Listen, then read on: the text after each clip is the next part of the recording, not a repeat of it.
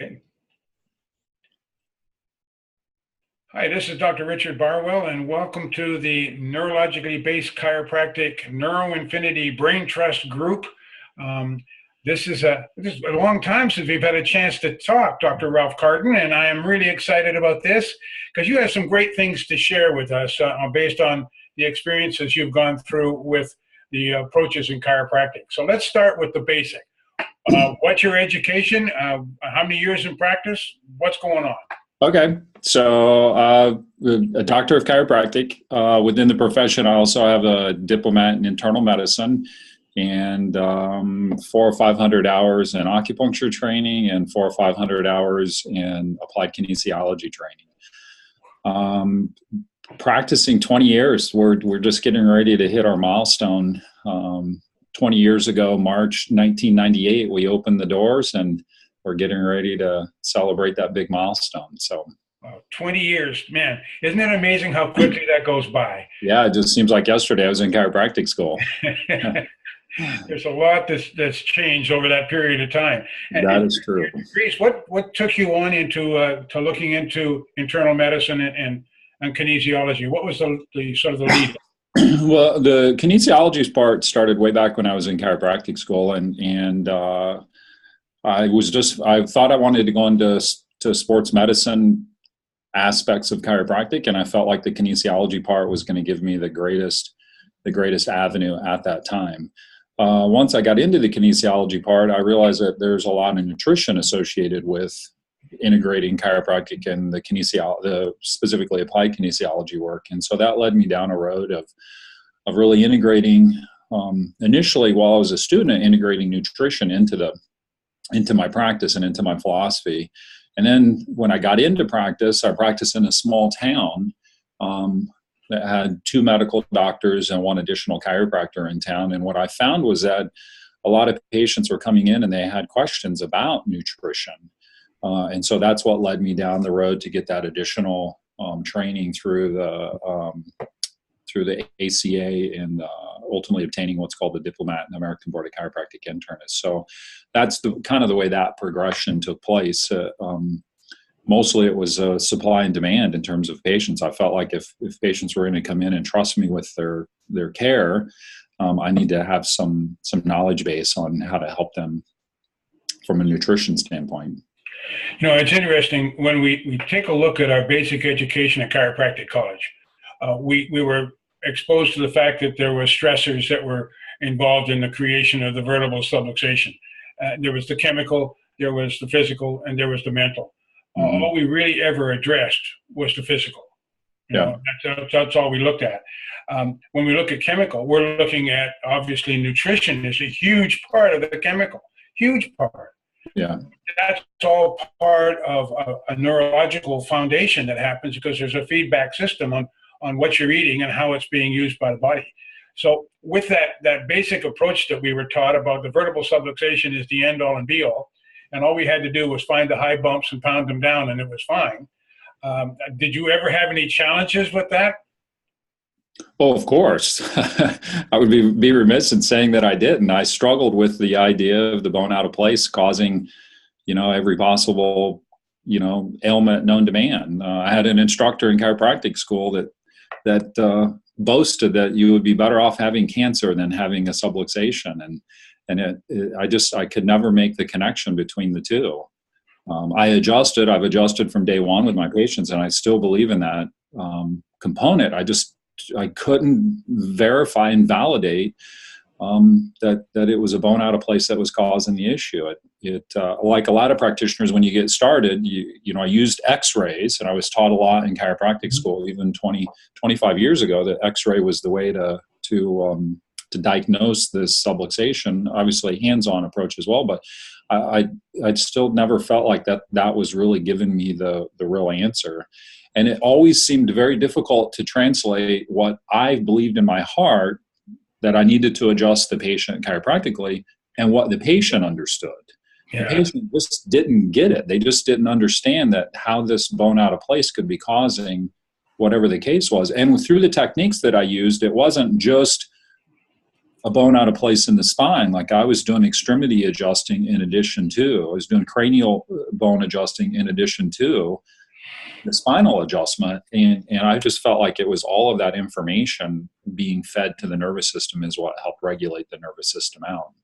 Yeah, with our education on this, with the vertebral subluxation, never once, not once in my years of practice, and that's I'm over 50 years now in this profession, but not once have I run across the fact that they addressed how the vertebral subluxation happened in the first place, outside of saying, well, it's physical, mental, and chemical stressors, period. And Right. we didn't even address that issue. So all we were left with was taking care of the end result, the vertebral subluxation that exists. I mean, people think that I'm creating I'm trying to destroy the profession. Matter of fact, I just got accused of trying to destroy the profession today. So it's like, no, you don't understand. The adjustment still is the magic in chiropractic. It directly affects the nervous system.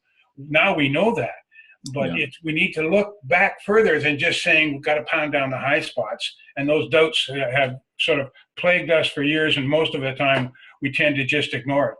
What about practice coaching or practice management programs, or a specific technique? Do you get involved in any of those in your 20 years? No, I was kind of stubborn along the way. I was going to do it my way, and felt like that was the best way for me to do it. So I'm an old-fashioned grin and bear it type of guy. I just kind of dug in and tried something, and if it didn't work, from a practice management standpoint, if it didn't work, then we just intuitively felt like we needed to change. And at the end of the day, my practice management philosophy has been patients first. And so my communication was about them specifically. I didn't get into the management gurus and those types of things. Outside of applied kinesiology and the extensive training I've gotten with that, there was no other major techniques that I explored. I picked up on a lot of different things. I fine-tuned my adjusting in terms of hand adjusting, extremity adjusting. Along the way, I did pick up some instrument adjusting, but the one of the famous well-known instrument adjusting technique seminars, it goes back to bone out of place analysis, and it didn't focus on the neurologic system. And I don't know that I could put my words on that it was a nervous system issue at the time, but I just knew that we were still focusing on bone out of place. It gave a system to analyze, but it didn't really explain why they were there, as you've mentioned. So being Mr. Stubborn and do it myself, what the heck brought you to neurologically based chiropractic and the NeuroInfiniti? I've tried to, well, I think the kind of reoccurring story that I've heard from a lot of people in the NBC community is that I was so frustrated in practice, and I was ready to quit profession because it didn't offer me the answers that I felt like I could translate to the patients. And in essence, I was not congruent with what I was doing every day. And so I grew personally unhappy, whether I was doing nutrition work. I knew I was getting great results doing the things that I was doing. I just didn't feel like I was communicating the way was in my heart, the right way to communicate to the patients. And I don't even remember exactly how I got exposed to neurologically based chiropractic and specifically the NeuroInfiniti in this group. But I, like a lot of people, and I've heard this story over and over as well, I sat on the sideline, I'm guessing probably a year, getting emails, getting videos, getting different pieces of information from this group.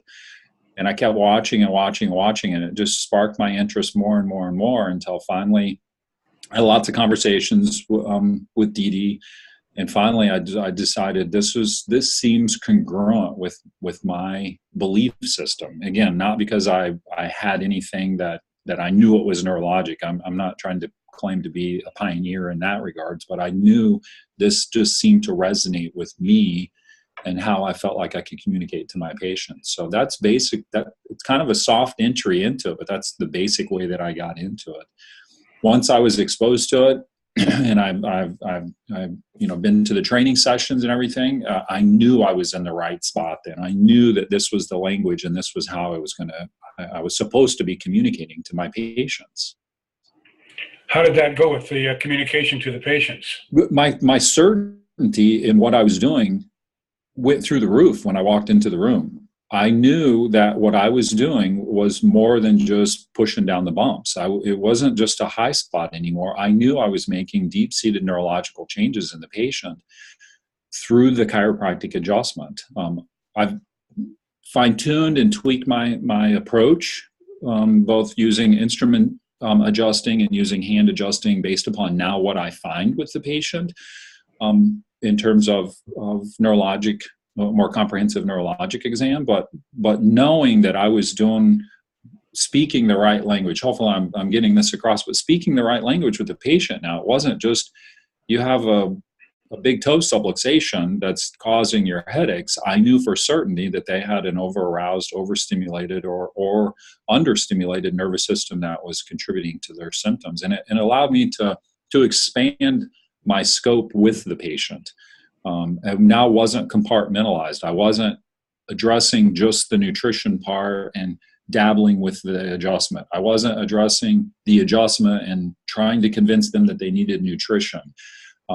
I was able to address all of it underneath one umbrella because I had concrete data that I could explain to them what was going on with their nervous system.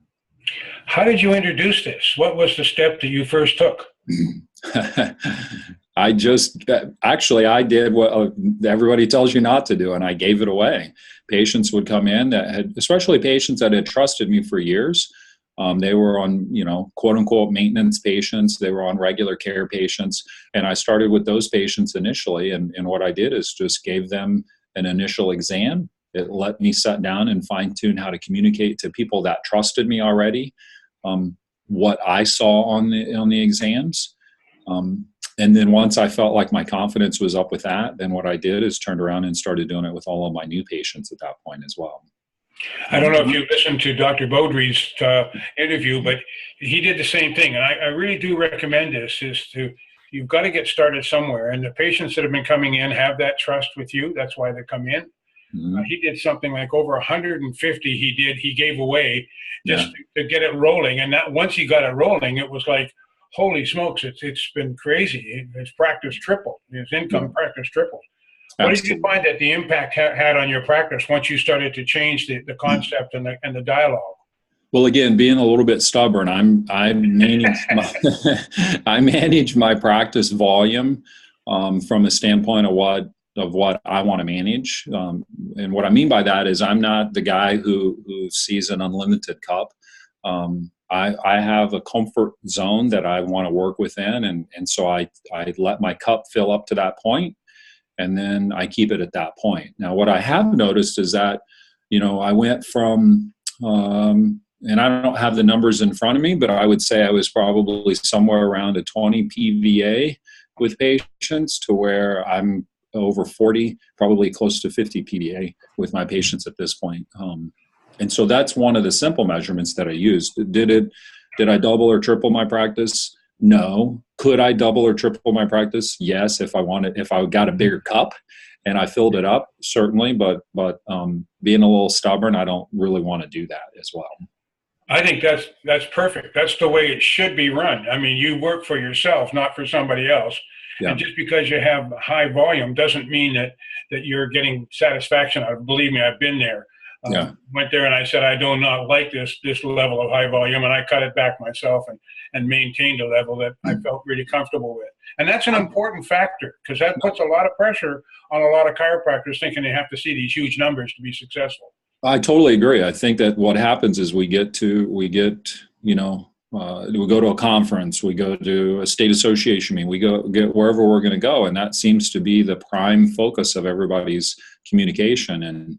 And very few times do you hear how much people are happy in practice, because you're constantly chasing a number. You're constantly chasing figures or managing staff or whatever it is. And I on purpose just wanted the quality of my life to be different. That's not to say that the quality of life for those practitioners is bad, but I just knew that my quality of life wouldn't be as good as I wanted it to be if I was going to have those big numbers. So I'm happy with the numbers that I'm seeing, but more importantly, I'm happy being able to communicate to the patient, what I believe is true health and wellness for them as well. One of the things you mentioned there is the PVA is nearly 50. In another lifetime, a long time ago, when I was working with Dr. Reekman in the Quest program, and we were running an incredible educational program, we did a study on PVA. And it all boils down to the intent of care. And not just in your mind, but in the mind of the patient is what really is determined with PVA, patient visit average. How many times that patient's going to come back into your office before they disappear forever. Mm-hmm. And we found that 50 was a very important number because the intent behind a 50 PVA means the patient understands that you're dealing at a neurological level, not just to get rid of pain or aches or symptoms, not just to see that they're feeling better, but to actually be able to recognize your changing neurological function. And so their intent becomes, I want to have the best functioning nervous system I can have, not whether I'm pain-free or not. So congratulations, because that's a magic number. It's exciting to come to work every day as a result of it as well, because they're not complaining all the time. I always talk about the complaint-based practice where, you have people coming in for saying, I want to get rid of this pain. And then all of a sudden, they travel for a distance and they still want to get rid of the pain. And you may see them for 20 years, but they're still coming back for the same purpose. It's like, no, wait a minute. We can get past this. And you're working your way beautifully past that. So let's talk about your retention level has gone up. That cuts down on the need for new patients because you can't fit them in. Yeah. You have experienced that level? Yeah, we have. I don't do any advertising. I've dabbled in doing, either Facebook marketing or advertising in that regards. I've even cut back on doing some of the talks that I do in the office. Again, just because my cup is where it is.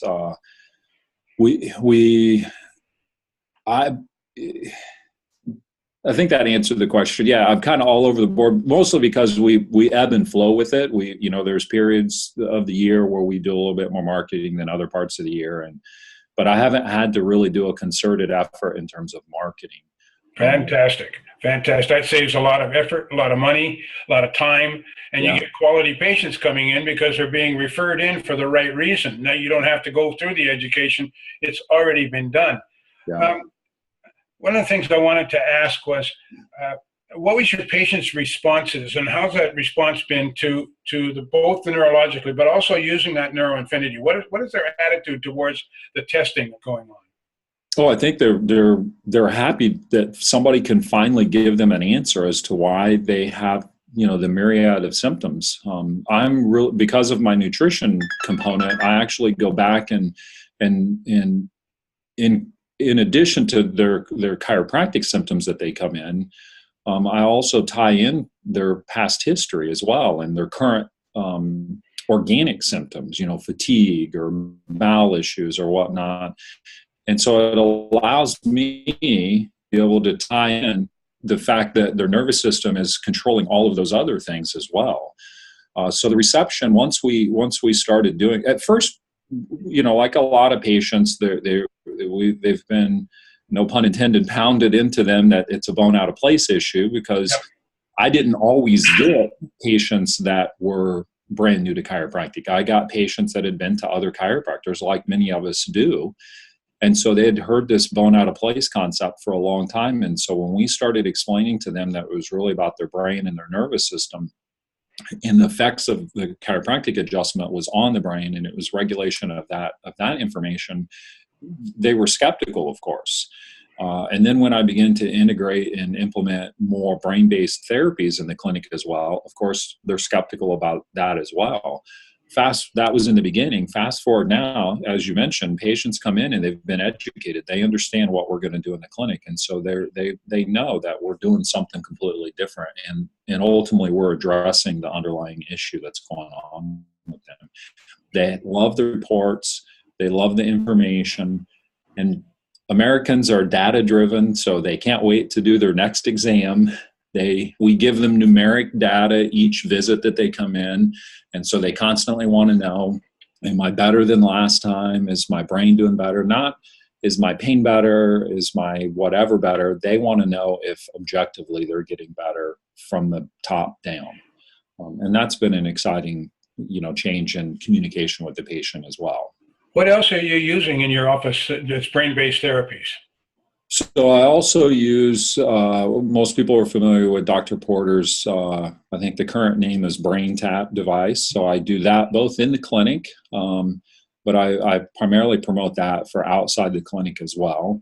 I also use HRV training. So I'll do some in the clinic, but I like to have patients do that work outside. I found some simple, apps that they can download and use to do HRV training as well.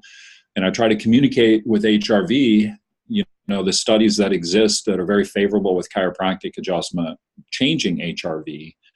So I use those. I also use just simple guided imagery, free things. So initially what I try to do when I set up a treatment plan, I set up a 12 or 14 week, appropriate length of treatment plan. But I stress to the patient, I've got you for 30 minutes or 45 minutes, once or twice a week. And this therapy, the bonus of this therapy, or the proof in the therapy, is the number of hours that you do the training.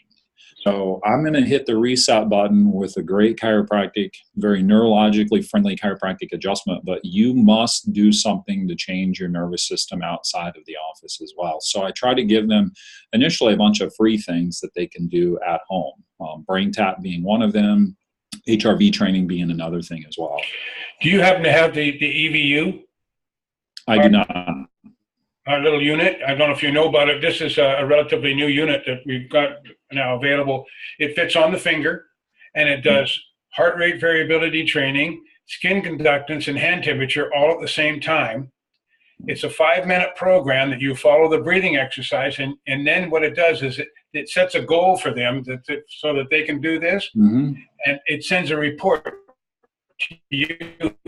So these people, they're getting 4 or 5 of these little units, and they're like $400. They get 4 or 5 of these little units, and they're out to patients to take home. And so patients are now, you get monitoring them at home that they're actually doing this, because it sends a report, and you can see how it's improving, and you get all 3 access for not just heart rate variability, but skin conductance and hand temperature at the same time. It's amazing. Yeah. No, I have used Thought Technology has a galvanic skin resistance and a skin temperature device that's an old device. They're a very old device. And I have one of those units that I'll initially lend out to people. But it's hard. Compliance, people love technology too. So compliance is difficult. That's a tone-based system, if you remember that system. And yeah, I sure do. And so we do use that system, but no, I'm unfamiliar with the new one, so I'll have to get some information on this. Yeah, it's very exciting, and it's such an easy little program. And it's only 5 minutes, so people can do it 4 or 5 times a day, and they're watching their numbers improving, and so they tend to do this, which really helps, because you start getting oxygen to the brain, you get better neurological regulation. It's an incredible little tool. So it's a great, I love it, because another thing I teach people from the very beginning is the good rhythmic diaphragm breathing. And I tell them, you only need to do it, 20 minutes a day is the goal, but you don't do it one 20-minute session. You need to do it in 4 or 5-minute sessions. So this is perfect, that I can integrate this into that treatment protocol for them as well. Super. It's working very well. Are you doing any neurofeedback in your office? You're doing the biofeedback, but Yep, I'm doing lots of neurofeedback training as well. Yep. How do you like that? I absolutely love it. Again, that's something that patients really love. I use, I've done some advanced work on that side of it, and so I've got a couple of psychologists that love the work that I'm doing, and I'm probably getting 1 to 2 referrals per week from each of them, just because they don't have access to neurofeedback training, and so they'll refer them to me to do that work. In fact, one of them comes in twice a week to do the training herself. Fabulous. That's I'm such a dilemma trying to get the message across to this profession that we need to be looking into this direction. We've got stick in the muds out there that are really tough. We've got tire kickers that have been kicking tires a lot longer than you. They're still kicking it, and they were kicking it before you got started. Wow. And it's like, you got a message for these people? Yeah, jump on board. Get going. I mean, I do understand, because I drug my feet for, like I said, about a year, maybe 18 months. But I'm mad that I didn't jump on board beforehand. So quit wasting time. That's my major message. Quit wasting time and get out there. I do want to stress one thing, though. Yeah. I want to make sure that everybody is clear. I do integrate neurofeedback and biofeedback and those types of things. In my clinic, that's an ancillary therapy. If I have a patient that's referred to me that only wants to do biofeedback and neurofeedback training, I will not accept them as a new patient. Perfect. I established that from the very beginning. I do not believe that this works without the chiropractic adjustment. Yeah, it multiplies it by about 100%, because you have to open up that nervous system for training. That's one of the challenges I have with some of the instrumentation that's out there, where they just put on the neurofeedback on them, and let the computer try to figure out what it's doing, and we end up with problems with it because we have no idea to begin with what's right for that patient unless you do an analysis. Absolutely, yeah. So how long does it take you to do a report? I'm about 15 minutes.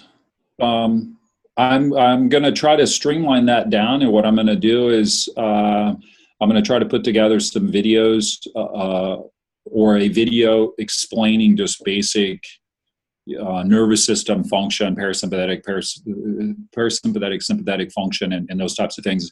And what I want to do is I want to have patients send that to patients to watch that before we do our report of findings. And then when we sit down and go over the report of findings, they already know, here's why your nervous system's doing what it's doing. So I'm going to streamline a few things and keep myself from repeating the same story over and over and over. I do believe you have my book, and you've been handing that out to patients as well. Every single one of my new patients, whether they come, most of them don't come to me for neurofeedback. Most of them come to me for traditional chiropractic care. And so every single one of my new patients gets a book. And I know that Dr. Teresa Berry says, she hands it to him and says, read chapter 13. It'll help you to understand what just happened. Yeah. But then read the whole book. So Absolutely. How do you think the book is worthwhile? I definitely think the book is worthwhile, because it lets me, I've not been pinpointing a specific chapter. I like that idea.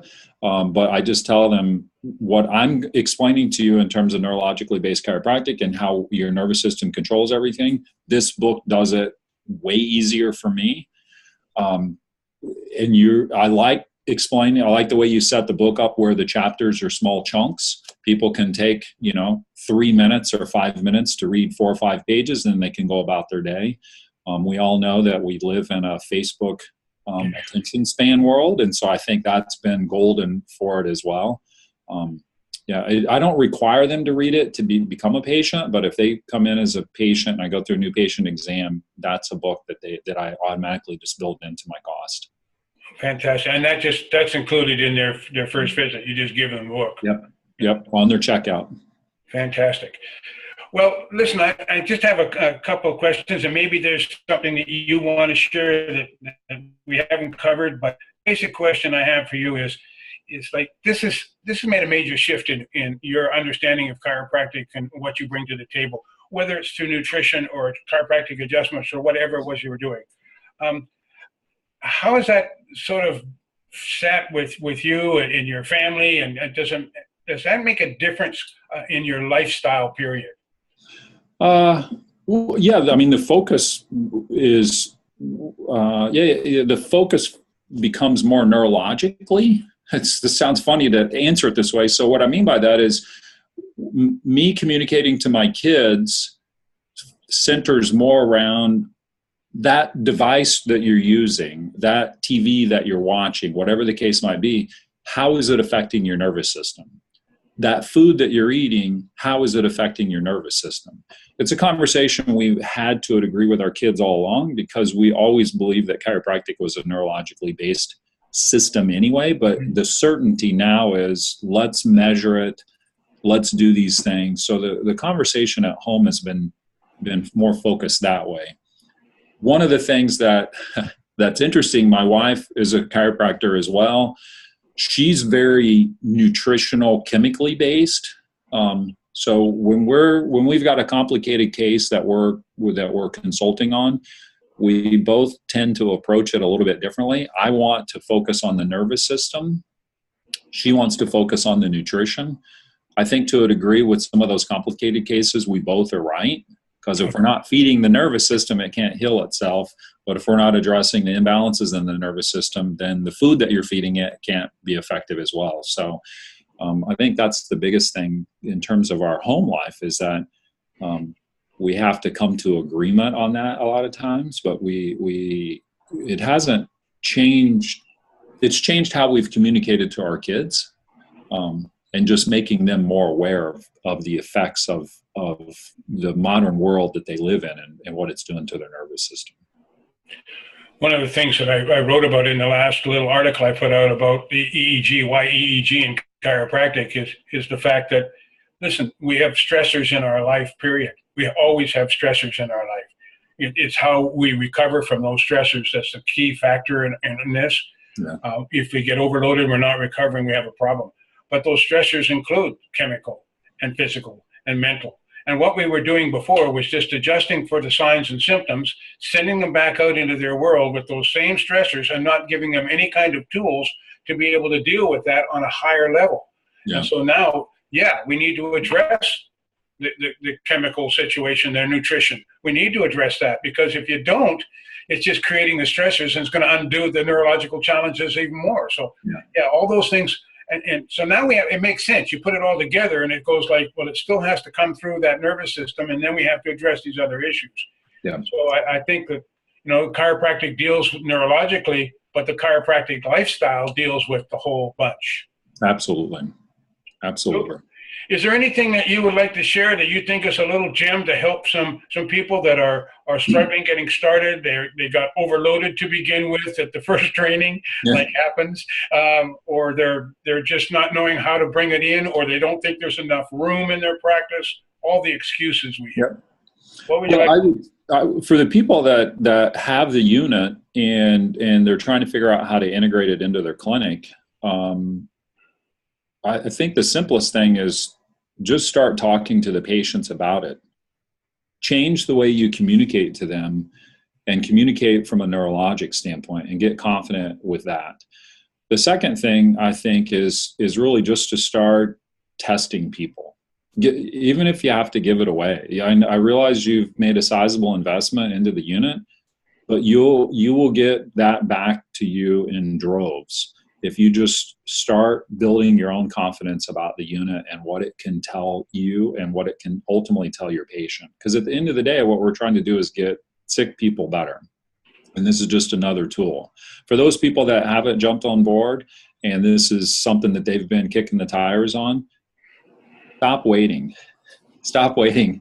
Make the decision to do this. Your life, both in and out of the office, will be completely different for the better in the long term. I can't imagine, I wouldn't be proud. I don't know that I would be celebrating my 20th year of chiropractic practice had I not invested in the unit and in this journey 5 or 6 years ago when I started down this path. It's been the best thing for me. I feel that I can practice 20 years. I feel I can practice 30 years. Communicating and talking this language to people down the road. Well, that's been fantastic, and down the road is a really good statement, King. That's sort of my close, is saying, listen, I've loved doing this. I hope we do more of these. We'll come back on a second and third round as time goes on.